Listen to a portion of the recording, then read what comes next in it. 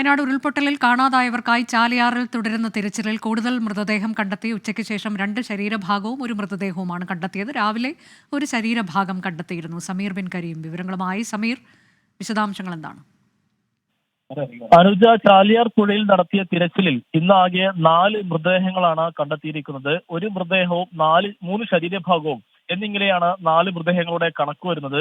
എല്ലാം മുണ്ടേരി പോത്തുകൽ ഭാഗത്ത് നിന്നാണ് എന്നുള്ളതാണ് നിലവിൽ നമുക്ക് ലഭ്യമായിരിക്കുന്ന വിവരം. എല്ലാം തന്നെ നിലമ്പൂർ ജില്ലാ ആശുപത്രിയിൽ എത്തിച്ചിരിക്കുകയാണ്. അങ്ങനെയെങ്കിൽ ഇതുവരെ നിലമ്പൂർ ജില്ലാ ആശുപത്രിയിൽ എത്തിച്ചിരിക്കുന്ന മൃതദേഹങ്ങളുടെ എണ്ണം ഏതാണ്ട് 240 അടുത്തു എന്നുള്ളതാണ് ഏറെ പ്രധാനപ്പെട്ടതായിട്ടുള്ള ഒരു കാര്യം.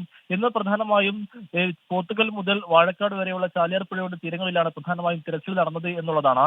അതിൽ മമ്പാട് ഓടായിക്കൽ ഭാഗത്ത് NDRF ഒപ്പം തന്നെ മറ്റുള്ള ഇടങ്ങളിൽ ഫയർഫോഴ്സും മറ്റുള്ള സന്നദ്ധ പ്രവർത്തകരും നാട്ടുകാരും ചേർന്നാണ് തിരച്ചിൽ നടത്തിയത് എന്നുള്ളതാണ് നമ്മൾ മനസ്സിലാക്കുന്നത്. അടുത്ത ദിവസവും സമാനമായുള്ള തിരച്ചിൽ തന്നെയായിരിക്കും തുടരുക.